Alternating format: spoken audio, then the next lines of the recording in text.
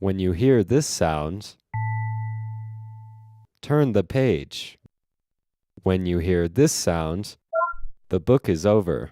Paddy the Penguin's Adventure, written by Jeff McGinnis, illustrated by Lisa Starr. Paddy the Penguin lived in a place where everything was cold, cold, cold. His dinners were cold. His bath was cold. Even his bed was cold. Why do we have to live where it is so cold? Paddy asked his mother.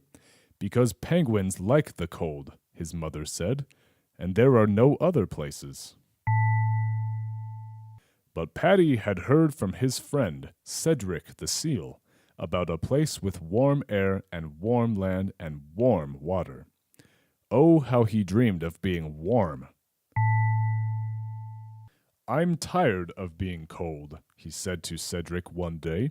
"I am going to the place where it is warm all the time." That night he said goodbye to his sleeping family and to the watchful moon and set off.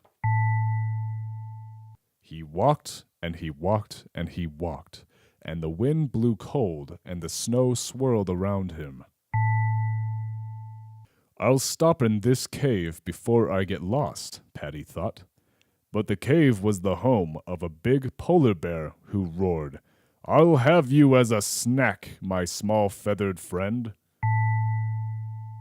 The polar bear lunged, but Paddy was fast, and he slid down the slope just out of reach of the bear's claws. Down he slid to the edge of the sea, where a giant walrus was resting lazily on the ice. The walrus bellowed, "What has dropped from the sky but a tasty dinner delivered to my doorstep?" Paddy was so frightened by those bright white tusks that he jumped onto a small iceberg where the big old walrus couldn't follow. "This is the way I will get to the place of warm waters," Paddy said, "away from beasts and bears who would make me their supper." The thought of supper made Paddy hungry, and he jumped into the sea to find some fish to put in his belly. While swimming about, he heard from the depths, "A young penguin so far out to sea. What a lucky day of hunting for me." Just then, from the deep, Paddy saw a long, narrow fish with a mouth full of teeth. Paddy swam as fast as he could, up and onto the iceberg, as the fish's jaws snapped shut behind him. Scared and tired and hungry, Paddy began to cry on the lonely iceberg, and his tears turned to icicles. "I'm tired of being cold," he said, but all he could think about was how much he missed his chilly home. Paddy wondered whether he would ever see his home again, as he stared sadly across the sea at the ever-watchful moon. "That's it!" he suddenly cried out. "My home lies beneath the moon." Paddy began paddling furiously toward the moon, thinking of his family, fresh fish, and a comfortable bed.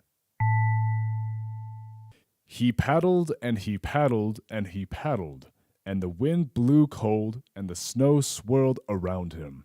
Ahead he heard a commotion, and soon he saw his family and friends, including Cedric, all jumping and shouting at him from the shore. That day Paddy ate fresh fish till his belly was full, and at the end of it he snuggled into bed with his mother and father and brother and sister.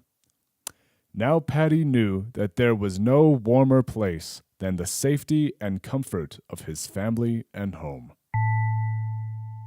The end. See you next time.